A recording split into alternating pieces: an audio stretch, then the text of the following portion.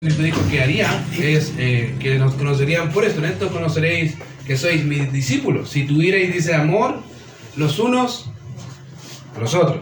Entonces, en otras palabras, el motor, obviamente, si bien la cabeza del cuerpo de Cristo, o de la iglesia, perdón, es Cristo, el motor, diríamos, como el corazón palpitante de todo esto, debería ser el amor hacia el Señor y el amor hacia los hermanos. Y como he dicho más de una ocasión, a veces el problema es que entendemos que debemos amar a Dios y pareciera que la iglesia como queda relegada a un segundo plano, diciendo básicamente, bueno, no necesito congregarme, porque obviamente hay gente hipócrita en la iglesia. Bienvenido, en realidad, somos todos.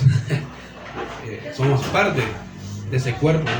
Y cada vez que la iglesia ha sido perseguida, en realidad lo que ha hecho el hombre es perseguir a Cristo. Uno de los ejemplos que más se ha citado sobre eso es cuando el apóstol Pablo, en ese tiempo Saulo de Tarso, uno de los principales, digamos, perseguidores de la iglesia, camino a Damasco, en comisión de perseguir y sacar a los creyentes. O sea, le apareció el Señor y el mismo Señor le dijo: Saulo, Saulo, ¿por qué me persigues? ¿Por qué me estás siguiendo? ¿Qué estás haciendo con mi iglesia? Entonces, de donde deducimos, en otras palabras, que cuando la iglesia es perseguida, en realidad se persigue a Cristo. Para Cristo, querido, la iglesia es la cosa más apreciada. De verdad, es la cosa más apreciada. De tal manera que en realidad una de las cosas que Él dijo, dice, no hay mayor amor que que uno ponga su vida por sus amigos. En realidad eso es. Querido, para Cristo la iglesia es algo, tiene un valor incalculable. El problema es que en la actualidad los hombres han hecho de la iglesia, digamos, un circo y blasfeman el nombre de Cristo de alguna manera con sus prácticas y haciendo que los incrédulos o la gente que no conoce a Dios hable mal de la iglesia.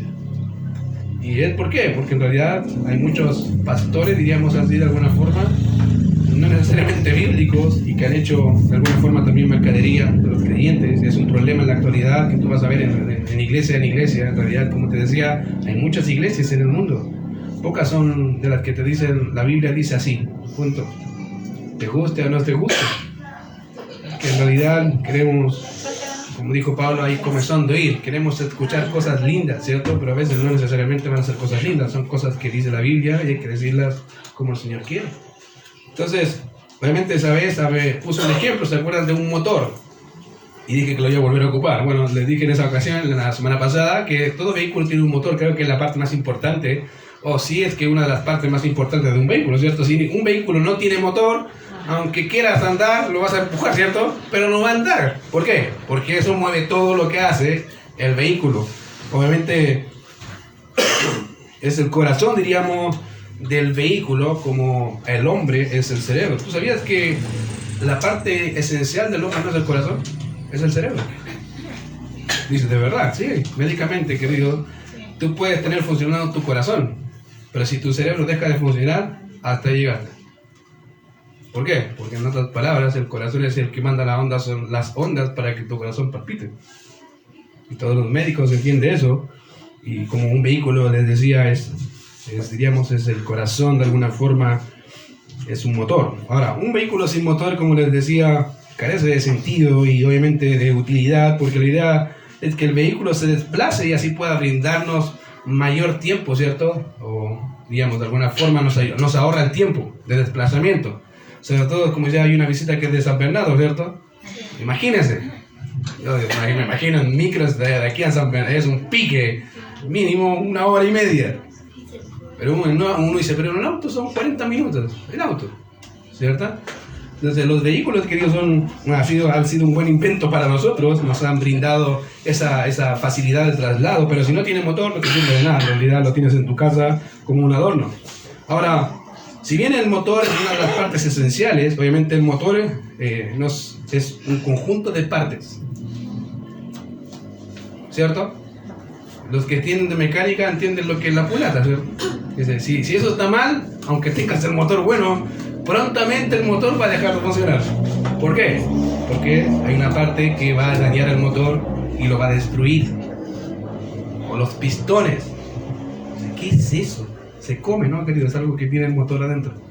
Y sin eso, si empieza a funcionar un pistón, Luego empieza a funcionar mal el otro, y después el otro, y después el otro, y dejó de funcionar el otro.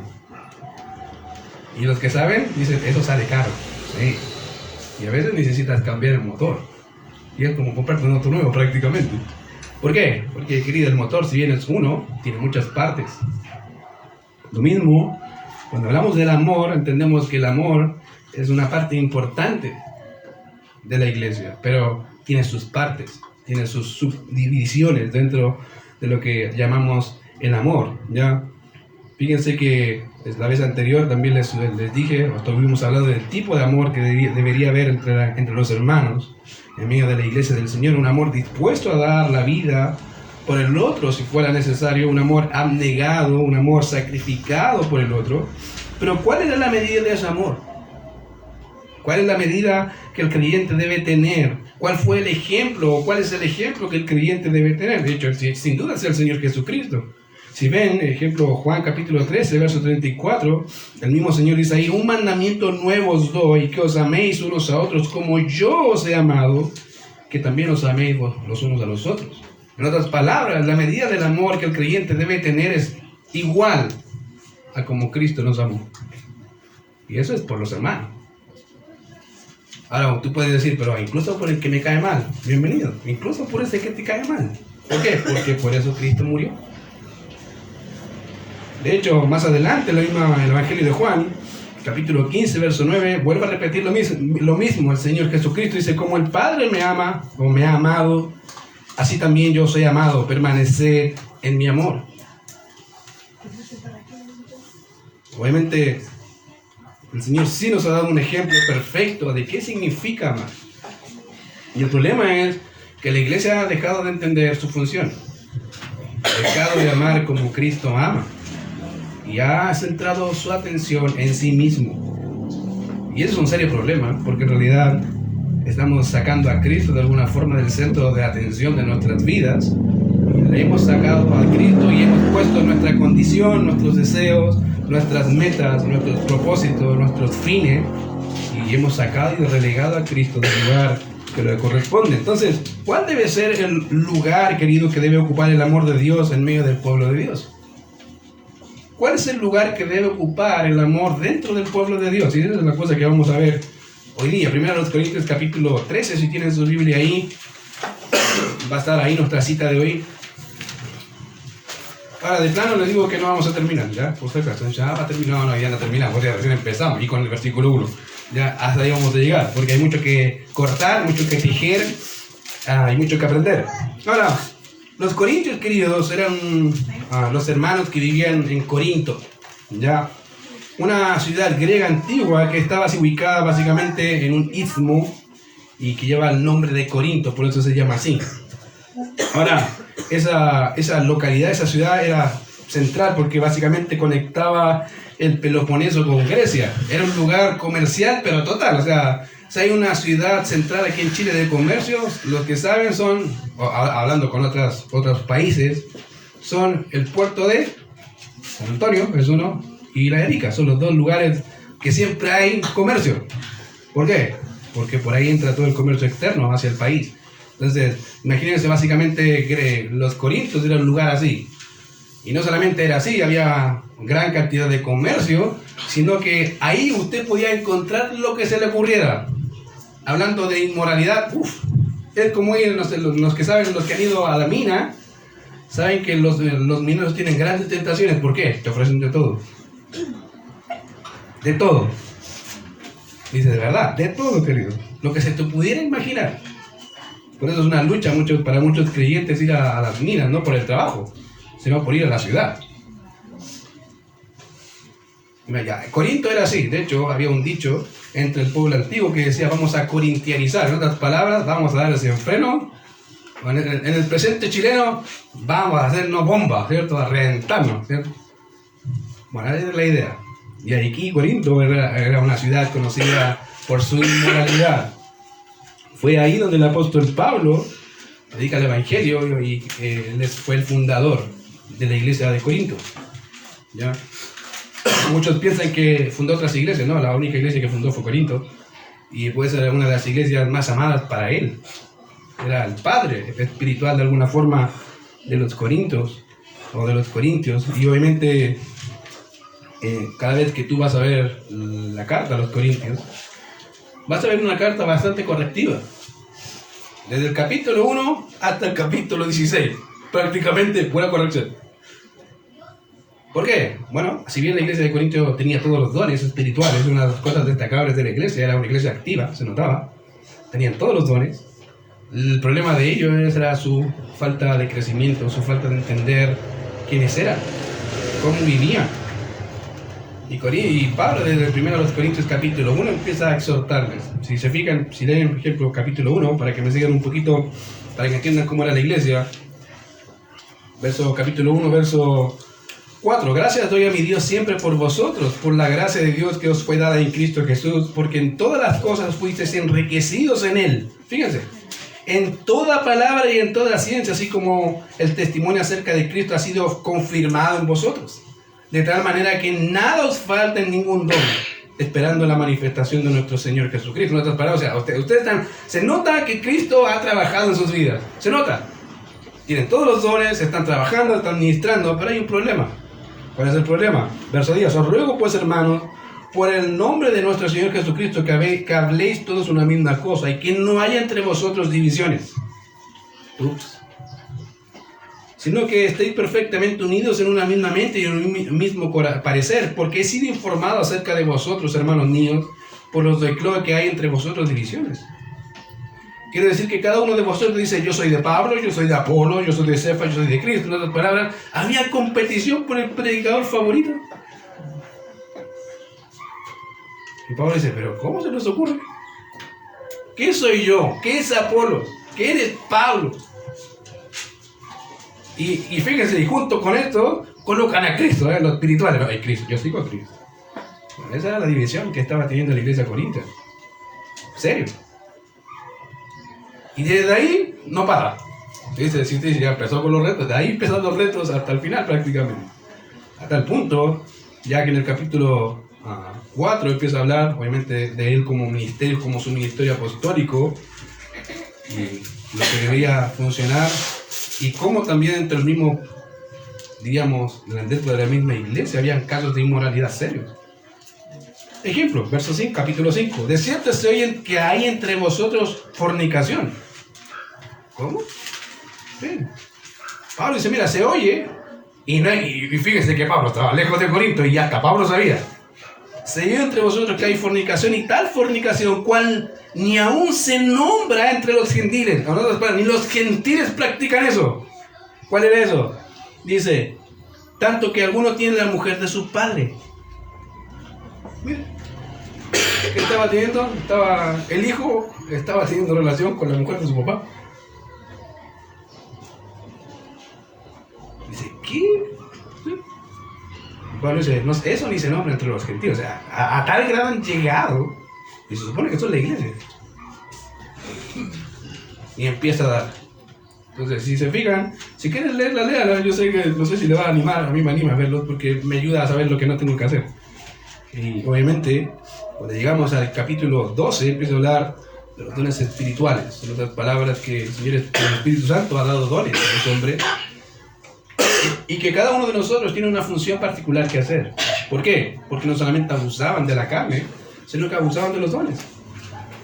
Entonces, cuando llegamos al capítulo 12, van a hablar básicamente de los dones del Espíritu Santo. En otras palabras, cada uno, como dije, de nosotros, cada creyente en Cristo tiene un don, mínimo uno, y que debe utilizar para que su hermano y su hermana puedan ser bendecidos con ese don. El problema es que los corintios estaban abusando de los dones. Y es en ese contexto donde Pablo empieza a hablar básicamente de la cosa más importante. ¿Cómo lo sé? Mira lo que dice capítulo 12, un poquito antes del capítulo 13, verso 28, para tener un poco de contexto. Dice, y a unos puso Dios en la iglesia primeramente apóstoles, luego profetas, los terceros maestros, luego los que hacen milagros, después los que sanan, los que ayudan, los que administran, los que tienen don de lenguas. Pregunta Pablo, ¿son todos apóstoles? ¿Son todos profetas? ¿Son todos maestros? ¿Hacen todos milagros? tienen todos dones de sanidad, hablan todos lenguas, interpretan todos. En otras palabras, va diciendo, o sea, ¿todos son todo? No, porque por algo somos un cuerpo. O sea, no pueden ser todos, sino como está el cuerpo. Y mira lo que dice el 31, procurad pues los dones mejores. La pelea, si quieren seguir peleando por cuál es el don mejor, sigan ustedes. Pero dice ahí, mas yo os muestro un camino aún más excelente que el que ustedes están siguiendo. Y empieza obviamente hablando de ese camino. Ahora, ¿cuál debe ser el lugar que debe ocupar el amor en medio del pueblo de Dios? Y es este ejemplo, empieza Pablo explicando cuál es el lugar. Y dice, si yo hablase lenguas humanas y angélicas y no tengo amor, vengo a ser como metal que resuena y címbalo que retiñe. Ahora, mucho, queridos, se ha hablado con respecto al tema de los dones espirituales, particularmente el don de lenguas o el don de idiomas. Muchos han escrito con esta expresión, de hecho, si yo hablase lenguas, a tal manera que algunas personas piensan que Pablo está afirmando que existe el don de ángeles, lenguas angelicales. El que tal hace, querido, no entiende lo que Pablo está queriendo plantear acá, porque es exactamente lo contrario. Ahora, quiero explicar un poco eso, porque Pablo está hablando de los dones y va a ocupar los mismos dones que, digamos, se disputaban en ese tiempo y que en la actualidad también, y lo va a aplicar de forma gráfica en la iglesia. Como dije, muchos han hablado con este tema de los dones de lengua. No hay mayor error que pensar que Pablo está afirmando aquí que existe el don de ángeles. Es equivocado, Pablo no está afirmando eso. Ahora, ¿qué está diciendo Pablo? Bueno, lo que sí puedo ver es que lo que Pablo quiere hacer es establecer una hipótesis, ya para desarrollar un argumento. Le está haciendo una hipótesis, no es una realidad. Va a poner un caso. Ahora, obviamente, así poder enseñar a la iglesia acerca de cuál es ese camino más excelente que les quiere comunicar. Ahora, ¿cómo sé que Pablo está haciendo o planteando una hipótesis? Bueno, si ven el texto, obviamente, y empiezan leyendo detenidamente, dice sí. Ahora, en español existen dos tipos de sí. Dice, ¿de verdad? Sí, existen dos sí. Uno con tilde y uno sin tilde. Eso es que básico. Sí, pero que acá hay que entenderlo. Uno con tilde y uno sin tilde. Ejemplo, ¿cuándo ocupamos el sí con tilde? Cuando es una afirmación. Cuando te preguntan, por ejemplo, a tu hijo, ¿puedo ir a tal lado? ¿Qué decimos? No. Decimos ya, sí. ¿Cierto?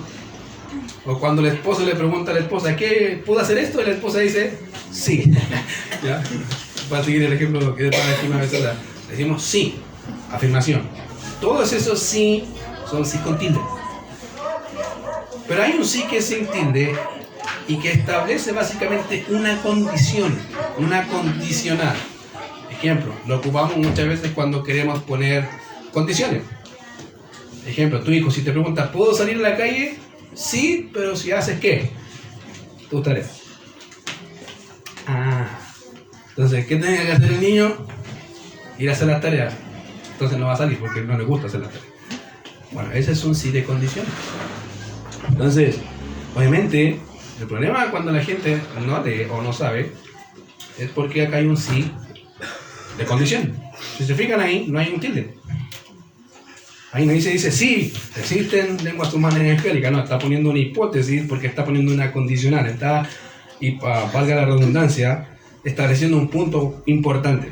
Y dice, mira, si existiera el don de lengua, y sé que existe, dice Pablo, y aún si hubiese lenguas angelicales, y esa es la idea, ¿ya?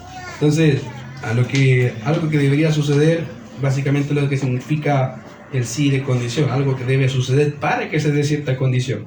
Por ende, lo que Pablo establece aquí es un caso, como dije, hipotético, y esta hipótesis comienza diciendo, si yo hablase lenguas humanas y angélicas, dos tipos de lenguas, Ahora, al inicio de la iglesia, cuando comenzó en Hechos capítulo 2, una de las cosas que pasó, ya obviamente podemos recordar que antes de la venida del Espíritu Santo, estaban en una fiesta. ¿Se acuerdan cómo se llamaba la fiesta en Hechos 2? A ver, los teólogos. ¿Cómo se llamaba la fiesta en Hechos 2? ¿Ah? ¿No saben? Estaban en una fiesta antes que llegara el Espíritu Santo. ¿Cómo se llamaba la fiesta judía? De los tabernáculos, queridos. Ahí estaban celebrando una fiesta judía. Es como que acá estuviésemos celebrando el 18 de septiembre. Estaban en medio de esa fiesta cuando obviamente llega el Espíritu Santo a los hombres que estaban reunidos en la fiesta y obviamente a la iglesia, a los que creían en Cristo. Pero no solamente estaban los 120 discípulos del Señor, sino que habían un millar de judíos.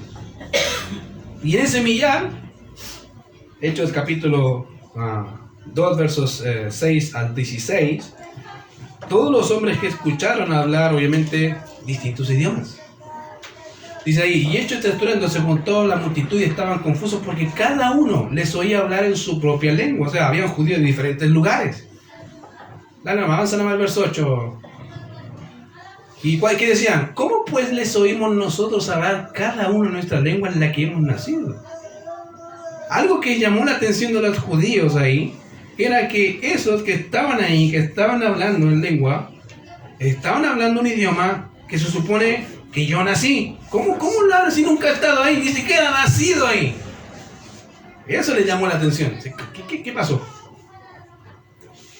Son galileos. ¿Cómo saben ruso?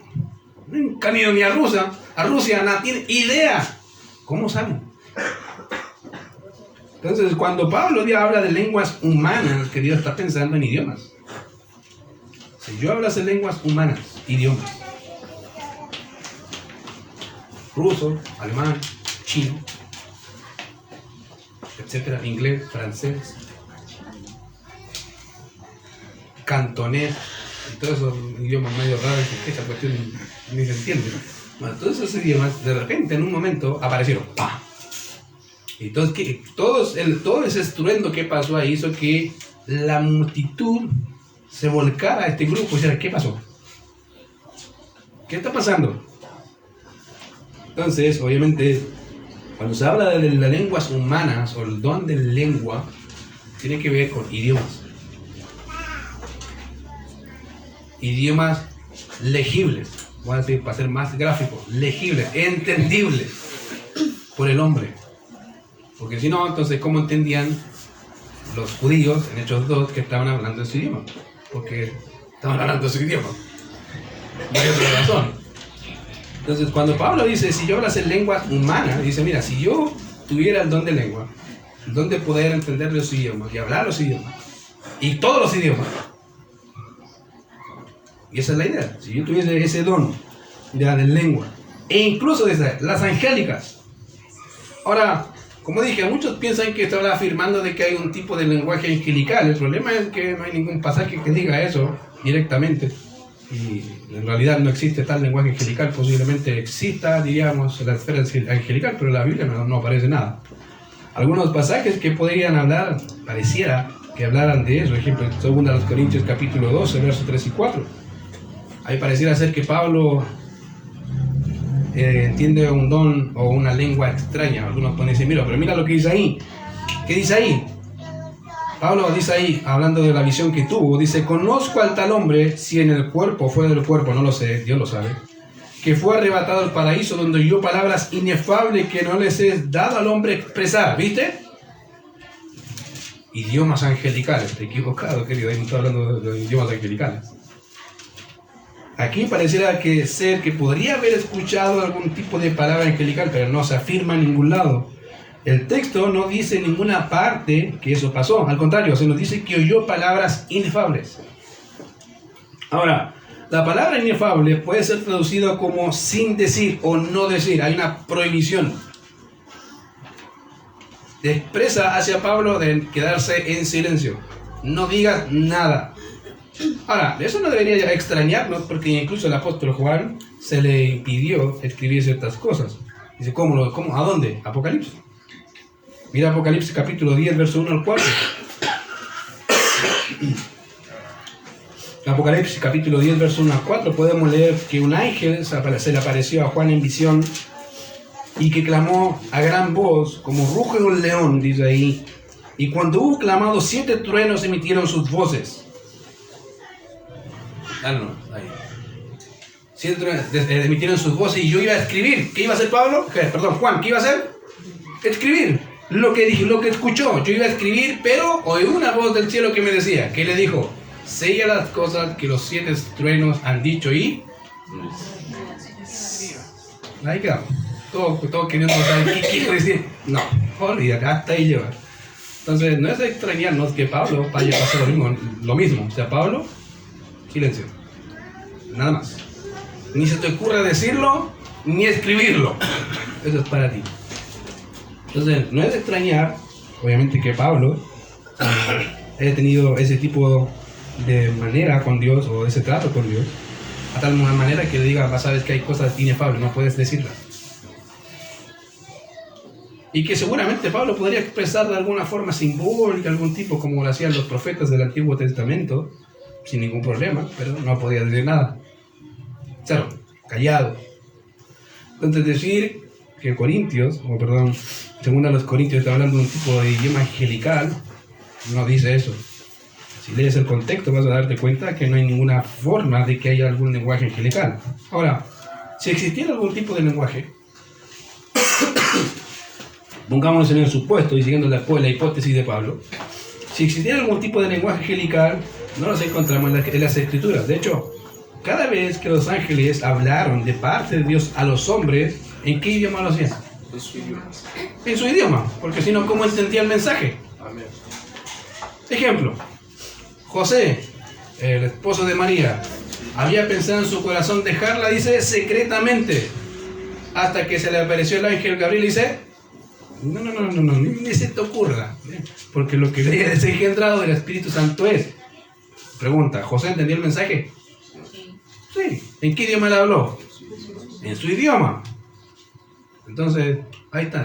¿Cuál es el idioma de los ángeles? Puede ser francés, alemán, chino, no tengo idea. En cualquier idioma nuestro.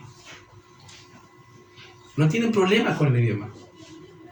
Entonces, decir que hablan algún tipo de idioma, en realidad, no se menciona en la Biblia. Sí sabemos que hablan el idioma, obviamente, de los hombres, sin ningún problema. Ahora, si seguimos el argumento de Pablo, dice, si pudiera hablar lenguas humanas, un don dado por el Espíritu Santo de Dios, e incluso si existiera y pudiera hablar el lenguaje angelical y no tengo amor, vengo a ser como metal que resuena o címbalo que retiñe. Ahora, quiero que notemos algo, querido. Los dones espirituales, los dones que da el Espíritu Santo a la iglesia, y que Cristo nos dejó por medio de su Espíritu, y que están descritos por si acaso en 1 Corintios 12, Romanos capítulo 12, todos ellos fueron dados a la iglesia con el propósito de edificarnos los unos a los otros. Querido, cada cosa, cada don que podemos utilizar en la iglesia son para el beneficio del otro. El don de enseñanza, el don de servir, el don de presidir, el don de exhortar, todos los dones son para el beneficio del otro, no son para tu beneficio. Nunca fui diseñado para tu propio bienestar. Fui diseñado para el bienestar de la iglesia.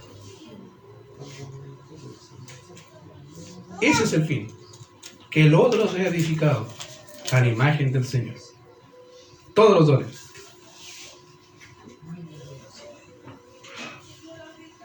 Y obviamente todos esos dones sirven para bendecir a los demás. Pero si esto es el propósito, querido, de los dones, la pregunta que deberíamos hacernos es la siguiente. ¿Cómo es posible que en la iglesia del Señor se utilicen los dones, pero sin amor? Podría ser.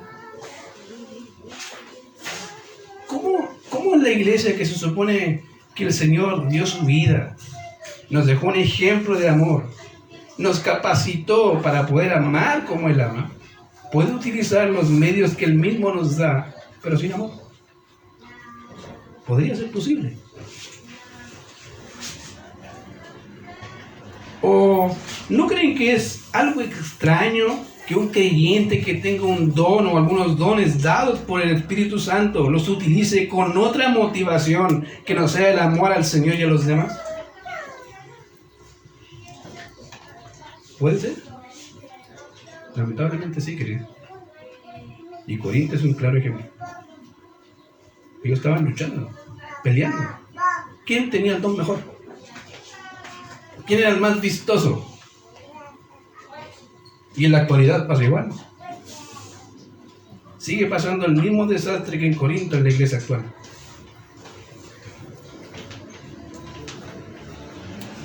Fíjense que a tal punto ha llegado la iglesia actual que ya no sabe qué más inventar para atraer la atención de los otros hermanos para su propia gloria.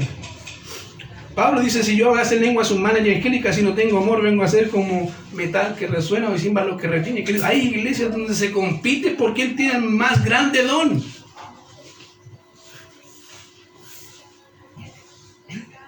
Y tenemos un desastre en la iglesia porque estamos compitiendo quién tiene el más grande don. Y no por quién sirve, con un corazón recto. Ahí donde ven videos en YouTube, dice don de lengua, y dice, ¿y esta cuestión qué es lo que es? ¿Es una fiesta? ¿Están endemoniados? ¿Qué pasó? Y la iglesia hoy está confundida porque no entiende que los dones fueron dados para bendición del otro. Todos. Como dije, hoy se compite de quién es mejor, quién tiene el mejor don y el más vistoso. Ahora ya no se conforman con haber apóstoles, tiene que haber arcángeles. Dice, pero de verdad, sí, querido, no, aquí soy arcángel, primer grado al lado del Señor. Prácticamente dice, ya, de verdad, querido. Y el problema es que la iglesia de Cristo cae en el juego igual. No tan grotescamente, pero más disimulado, no sé qué es peor. Si más disimulado o que se muestra así tal cual es. A veces hay luchas internas que los creyentes tienen y es que no me consideraron. Y no porque no tenga el don, es que su ego fluye, ¿no? No me interesa tanto servir, sino ser visto. Es un serio problema en la iglesia, querido, cuando no entendemos que los dones se fueron dados por el Señor para el beneficio del otro. No me interesa si me ven o no me ven, me interesa servir al otro. Ya sea arriba o abajo, donde sea, detrás del púlpito, fuera del púlpito, me da lo mismo. Yo quiero servir al otro, ¿por qué? Porque amo a mi Dios y amo a mi hermano. El problema es que la iglesia ha dejado de hacer eso. Ahora la iglesia está compitiendo por quién es el mejor. Es un problema. Nos hemos desenfocado. Ese es el serio problema que en la iglesia actual pasa. Aunque no lo creamos, pasa. Ahora la siguiente pregunta es, ¿cómo un creyente puede utilizar los dones de una manera tan egoísta? ¿Por qué es egoísta? No podemos decir que no, que no es egoísta. ¿Cómo un creyente puede ocupar los dones que el mismo Señor le dio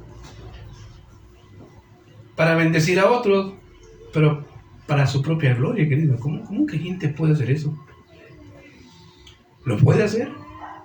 De hecho, lo hace. Los Corintios son un claro ejemplo.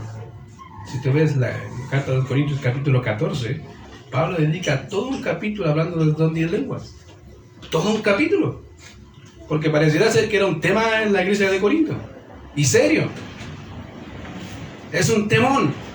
Que Pablo tuvo que dedicar todo un capítulo para explicarle, hermano, están mal. Esa no es la idea. La idea principal es que los dones sean para bendición del hermano, para edificar al hermano, no para jactarte tú. Y ese es un problema. Como dije, ¿cómo puede ser posible que en la vida de los redimidos del Señor, a los que Él compró con su propia sangre, pueda haber un amor distinto al amor de Dios? ¿Puede haber un amor distinto al amor de Dios? Sí, querido. Todos los días luchas con eso, ¿no? En hacer la voluntad de Dios o hacer ¿qué? Tu propia voluntad. Es una lucha. ¿O sigo mis pasiones o vamos al Señor en obediencia? ¿Qué hago? ¿Puede un creyente seguir amando como amaba en su antigua vida? Sí, de hecho. E incluso puede un creyente hacer uso de los bienes y bendiciones de Dios sobre su vida, utilizarlos para su propia gloria y no para la gloria del Señor. Sí, lo puede hacer. Lo puede hacer. Es lamentable, pero lo hace. De una forma negativa, Pablo introduce esta forma de vida que los corintios estaban desarrollando de forma egoísta para decirnos, mira, este es el camino más excelente. No tiene que ver con el don, tiene que ver con el amor. ¿Por qué haces lo que haces? ¿Qué impulsa el acto de hacer algo? ¿Qué te impulsa? Que los demás te reconozcan, que los demás digan, mira, uy, qué bien hecho. ¿Qué te impulsa? Si no es el amor de Dios, querido, es todo lo demás vanagloria, culto personal, pero no es de Dios. Puede disfrazarlo como sea, engañarnos a nosotros, pero a Dios no. Por eso un día, fíjate que en Corintios dice que cada uno edifique con heno, hojarasca, o madera o lo que sea, pero un día se va a declarar y va a ver si lo que hiciste era contundente, era en realidad para el Señor o era para ti. ¿Por qué? Porque el fuego la probará. Querido, a los ojos de los hombres podemos hacer muchas cosas, a los ojos de Dios, olvídate. Un día va a decir, tú puedes decir, pero Señor, hice todo esto. El Señor dice, a ver, pasémoslo por fuego. Y todas tus obras quedaron en una perlita de oro así. ¿Y esto? Eso quedó. Pero ¿y todo lo que hice? Es que lo que hiciste era para ti. Para que te reconocieran a ti. Para que te alabaran a ti. Y para que tu nombre sea glorificado, no el mío. Entonces lo que quedó de todo eso, era eso, esa perlita. Y eso es lo que hice en 65 años, Señor. Bueno, eso hiciste. ¿Qué quieres que haga yo? Yo te dije una y otra vez, cambia tu corazón, cambia tu corazón, cambia tu corazón, y no quisiste. Te amonesté, te exhorté, te discipliné, y no quisiste. Pues eso quedó. De algunos van a estar pasados a pecado ahumado, dice ahí, así como por fuego van a pasar así, rajuñando, diríamos, ¿sí? ¿Te acuerdan cuando decían, pasaste de curso con qué nota? Con un 4, un 3.9.5, así, así algunos van a pasar, rajuñando. ¿Por qué? Porque no entendieron en realidad qué es lo que significa ser cristiano y qué significa ser iglesia. Querido, somos iglesia del Señor y debemos vivir como tal. Ya les he dicho, el Señor no jugó a morir, ni nosotros jugamos a ser iglesia. Somos iglesia. Esa es una realidad. Te gusta, no te gusta. Si no te gusta, tienes serios problemas con el Evangelio. Pero somos la iglesia que Él la compró, fíjate. No nos compramos a nosotros mismos. No es que dijimos, Señor, te paso plata para que me compre. No.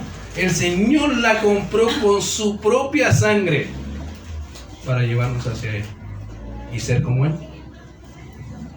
Entonces, no hay mayor privilegio, querido, para un creyente que servir y amar como el Señor amó y sirvió. Yo creo que es la cosa más grande. Entonces, Pablo, entendido todo eso, establece su argumento: si yo hablas de lenguas humanas y angélicas, si no tengo amor. Ahora, obviamente, lo que el Señor nos plantea es que, obviamente, la actividad propia o del ejercicio de los dones que Él nos dio puede ser utilizado de forma egoísta, pero también puede ser utilizado para su gloria. Ambas cosas pueden ser utilizadas. El mismo don para diferentes propósitos. ¿A dónde está el problema? En tu corazón. ¿Cómo lo utilices? Va a depender de ti. Y dice de verdad, ¿sí? Si el Señor te da un don y lo estás utilizando para ser visto o para ser reconocido, el Señor lo sabe. Y vas a tener un serio problema después. No hay cosa, querido, más bien que utilizar los medios de Dios como medios para tu propia gloria. Yo creo que la cosa más fea es ocupar aquello que el Señor nos dio, en vez de darle gloria a Él, que la gente me reconozca a mí. Yo creo que es la cosa más fea que hay. Te pongo un ejemplo un poco gracioso, pero ¿qué pasa? ¿Te ha pasado que cuando tienes hijos pequeños, ¿cierto? Tú le compras, o sea, un dulce, el que más les gusta, y tú se lo regalas, y dices, ok, te lo regalo, y ya lleva la mitad y dice, ¿me das un pedazo? ¿Qué te dice el niño? No. Y dice, si yo te lo compré, no, es mío. Bueno, así somos con el Señor. Pero siendo adultos, ese es el problema, no siendo niños, siendo adultos. Si uno te dice, pero oye, pero eso yo se lo di para que me des a mí. No. Ok. Después pagar las consecuencias. Ahora, al parecer, querido, el don de idiomas en el tiempo de Pablo era bastante codiciado. En el tiempo entre el pueblo de Dios, de tal manera que Pablo tuvo que dedicar, como le decía, un capítulo entero a este tema. Era un don visible, la gente podía ver cómo los hermanos hablaban en otro tipo de idioma sin haber estudiado, y eso es lo más maravilloso. Imagínate tener que hablar inglés sin estudiar. ¡Wow! Y hasta yo lo quisiera. ¡Wow! Hablar alemán sin estudiar. Muy genial. Imagina, y de repente hablarlo, sí, claro, hablar sin ningún problema. Obviamente llama la atención. Yo quiero también ese. Señor, también ese. Pablo, como dice, sin embargo, podía comunicarse con otros en ese idioma. Pero ¿de qué sirve un don así cuando es utilizado para tu propia gloria personal? ¿De qué te sirve? ¿Te sirve para ti nomás? Para nadie más. Pablo dice que el tal uso del don, obviamente, llega a ser como metal que resuena o címbalo que retiñe. Ahora, eso es lo que Pablo dice, vengo a ser como un metal que resuena o címbalo que retiñe. Y creo que nuestras Biblias y otras versiones traducen muy bien la expresión metal, porque en realidad aparece más o menos como 4 o 5 veces en el texto del Nuevo Testamento, y generalmente aparece como bronce o como también cobre. Y puede ser cualquiera de los dos. La idea es metales, cualquier tipo de metal. Entonces, bastante bien traducido ahí cuando dice metal que resuena. Ahora, obviamente, ¿qué significa resuena? ¿Qué es eso?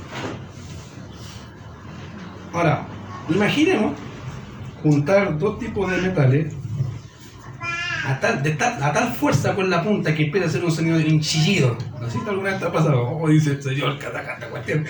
Cuando empieza o los dientes, ¿sí? Imagínense, no sé si alguna ha escuchado a su hijo crujir los dientes. Lamentablemente mi hijo hace eso, cruje y le digo, hijo, deja esa cuestión porque ay, a mí me duele. Ya, imagínate eso pero con metal. Pablo dice, bueno, así es el uso del don cuando se asesinamos. Llega a ser pesado, así como, es molesto, odioso, así ya, saca este mejor, porque no, algo está pasando aquí. Ahora, para hacerlo más gráfico, dice, y como címbalo que retiñe. Ahora, los címbalos eran un instrumento muy, muy común en el Antiguo Testamento, y en el Nuevo también. De hecho, los romanos y los griegos tenían címbalos. Y obviamente era un instrumento de percusión, ya, muy común en ese tiempo, y que eran básicamente dos piezas o dos discos, ya, dos discos de bronce que se golpeaban el uno con el otro, y obviamente era un disco cóncavo que sonaba, un platillo. En la actual China eran los platillos, ya. Ahora, en el tiempo de Pablo había diferentes de diferentes tamaños. Había platillos del porte del dedo, que tú podías hacer esto y sonar así para llevar un ritmo, o habían platillotes, el porte básicamente del brazo, y eso básicamente eran los címbalos. La función del címbalo ya no era generar armonía, la función del címbalo era llevar el ritmo, era un acompañamiento, diríamos, en buen chile era como, podría ser una batería, a cierto sentido, ya, comillas, o más que nada como un bombo. ¿Qué hace el bombo? Bombo. Eso. Bom. Lleva el ritmo, nada más. No hace sonido, no hace melodía, solo ritmo. Bueno, el címbalo era eso. Entonces, ya que tiene la idea del címbalo, Imagínate a tu hijo pescar 2 platillotes y empezar todo el día a hacer ta, ta, ta. Yo creo que en el quinto dice, ya, pasa para acá los platillos. No, tienes más platillos porque se acabó. Ya me tienes la cabeza así, ¿o no? ¿Por qué? Pues está todo el día con el tímbalo. Yo le digo por mi hija no tiene símbolos, pero toma los platillos y empieza con las cosas de la loza, empieza ta, ta, ta. Y menos mal que no lo hace harto rato. Joel era así, lo hacía por lo menos 10 minutos. Señor, dame paciencia con esto. Ya, hijo, ya, tranquilo. No, pero pues sí, te digo, imagínate uno grandote haciendo eso, un adulto, teniendo 2 platillotes de grandote y empezar a pegarle sin ritmo. ¿Cómo se le ocurra? Te pregunto, ¿te va a molestar? Te afirmo que después de media hora, o le quitan los platillos o le quitan los brazos. Pero algo le quitan. Bueno, Pablo dice, si yo hablase lenguas humanas y angélicas y no tengo amor, vengo a ser como un metal que al contarlo chilla, o como un címbalo que sin ritmo te deja loco. No sirve para nada. No sirve. Para nada. O sea, ya llega a ser tan aburridor, tan odioso, que dice, no. Querido, cuando los dones que el Señor los da se usan de esa forma, no son una bendición ni para la iglesia, ni la gloria al Señor. ¿Verdad? ¿Por qué? Porque has sacado el motor. O la parte del motor. ¿Cuál? El amor. Querido, una iglesia sin amor práctico es una iglesia que está pronta a morir. ¿Por qué? Porque no tiene amor. Dice, de verdad, aunque sea de sana doctrina. ¿Sí? ¿Y a dónde dice eso en la Biblia? Apocalipsis capítulo 2, mira lo que dice ahí.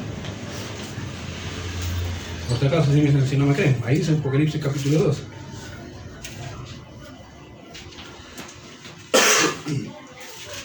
Es otra forma, mira lo que dice Apocalipsis capítulo 2, verso 1. Dice, escriba al ángel de la iglesia en Éfeso. ¿Se acuerdan de Éfeso?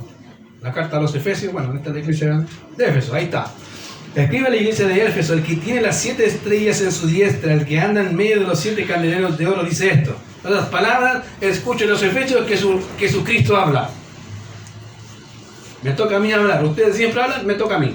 Presta atención. Yo conozco tus obras y tu arduo trabajo y paciencia y que no puedes soportar a los malos. Ya has probado a los que se dicen ser apóstoles y no lo son y los has hallado mentirosos. Y has sufrido y has tenido paciencia y has trabajado arduamente por amor de mi nombre y no has desmayado. Una iglesia excelente, de sana doctrina, que busca al Señor supuestamente, pero dice ahí, pero tengo contra ti que has dejado, ¿qué? Tu primer amor. De sana doctrina, querido. Mira lo que dice el Señor, recuerda por tanto de dónde has caído y arrepiéntete.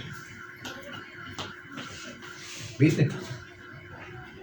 Querido, si se puede hacer una buena iglesia y de sana doctrina, pero carecer de amor, ¿de qué te sirve? Si ese es el motor que funciona todo esto. El amor al Señor y el amor hacia los hermanos. Ese es el problema de la iglesia actual. Que se ha sacado a su Cristo. Y el amor hacia su Cristo. Y el amor hacia los hermanos de la iglesia. Y es serio. Y lo digo tanto de iglesias buenas como pésimas. Ese es el serio problema que la iglesia está sufriendo hoy. Y piensan que amor es simplemente abrazarse. Querido, eso es parte. Pero deben recordar que hasta Judas abrazó, querido. Y el Señor lo amó igual. Lo traicionó. Y hasta el último le dio la oportunidad para arrepentirse. Entonces, cuando la iglesia deja de amar como Cristo ama, va a tener serios problemas. La pregunta es, ¿cuál es la medida como Cristo? ¿Cómo amó Cristo a la iglesia? ¿Qué hizo? Se entregó por ella. Murió. ¿Cómo debe ser el amor de nosotros? ¿Hasta dónde? Hasta la muerte. Hasta la muerte. Dice, pero de verdad, pues esto dice el texto. En esto conocerán que sois mis discípulos, si tuvierais amor los unos a los otros, como yo os he amado, como yo. ¿Te das cuenta que estamos más mal de lo que creímos? Porque estamos ensimismados en nosotros. Nuestros problemas, nuestras situaciones, nuestros conflictos, nuestras deudas, nuestras casas, nuestro colegio, nuestro hijo y hermano. Querido, vas a ver cuando te toque hablar con hermanos, vas a ver que en realidad es más dura de las tuyas. Y vas a darle gracias Señor, porque no tengo este problema. Gracias, Señor. Te alabo por el mío. Te alabo porque mi problema es problemita. Pero cuando estás ensimismados en tus cosas, a veces uno piensa que tienes el medio problema, la media aflicción, y después te das cuenta en realidad que estoy puro lesiano. No es un problema. Y ahí uno se da cuenta, es una bendición. Y uno dice, uy, ¿cómo recapacitaste? No, es que hablé con una hermana que a veces él tenía problemas de verdad. Ese sí que tenía problemas y iba a la iglesia igual, servía al Señor igual, amaba al Señor igual, servía a los hermanos igual. Él dice, wow, es un extraterrestre con patas. No, querido, es un hermano que entendió el amor de Cristo. El problema es que la iglesia ha dejado de entender, cómo Cristo ama. Y te lo digo, ¿verdad? Ha dejado de entender cómo amamos o cómo el Señor ama a su iglesia. Ahora, fíjate que Pablo termina diciendo, vengo a hacer. No dice que los dones son, no, yo vengo a hacer. Desde el momento en que obviamente dispones tus dones para utilizarlos con un motivo inapropiado, ese va a ser el momento en que estás mal. Incluso puede ser sirviendo.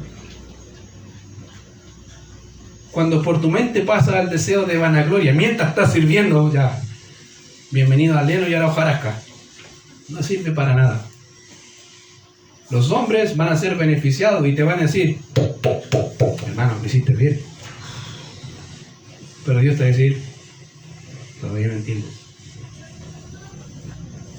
Todavía no entiendo que lo que te di no es para ti. Es para el otro y es para mi gloria. Podemos utilizar los dones de forma inapropiada, querido, y Pablo entendía muy bien que eso fue lo que pasó en Corinto, porque tenía un corazón egoísta. La carencia de la práctica correcta del uso de los dones y de la actividad que desempeñamos no es porque, querido, no tengamos la capacidad de amar. Algunos pueden decir, pero es que yo no puedo amar así. Sí puedes amar así. ¿Por qué? Porque el amor de Cristo, dice Pablo a los romanos, ha sido derramado. Querido, no es que te echó gotitas, se derramó en ti el amor de Cristo. Por lo tanto, puedes amar como Cristo ama. El problema no es que no podamos, el problema es que no queremos. No queremos. ¿Por qué? Porque sigues pensando que tus problemas son más importantes que los demás.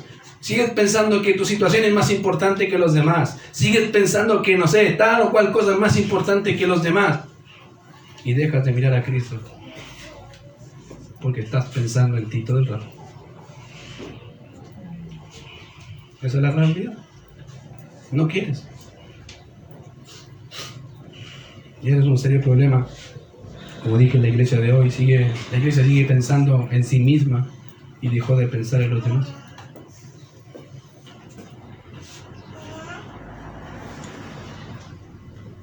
Por ende, querido, la práctica del amor no se verá en la relación, no solo se verá en una relación creciente con el Señor y Salvador Jesucristo, en una devoción, se va a ver también en el trato con el otro.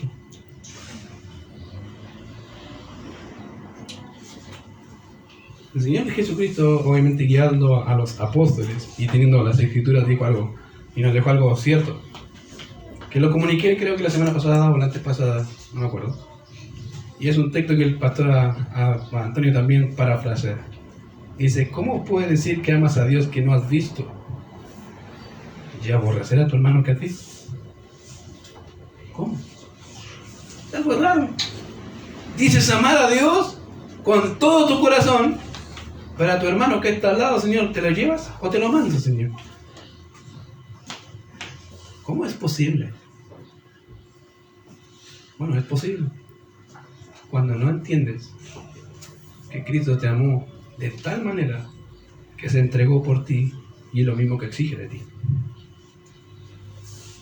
Quiero terminar diciendo algo que hablaba con los hermanos ayer del encargado del ministerio. Y les decía, la cosa no va a cambiar mientras no entendamos, de verdad, mientras no entendamos qué es lo que Cristo demanda de nosotros.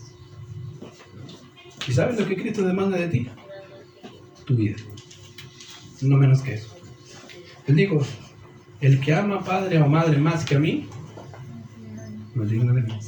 El que ama mujer, puedo parafrasearlo, el que ama mujer, tu esposa, tus hijos, tu nieto, tu sobrina, tu casa, tus hermanos, tus hijos, cualquier cosa, no es digno de mí. En otras palabras dice, Cristo dice, o me das tu vida y toda tu vida, o no quiero nada. Punto.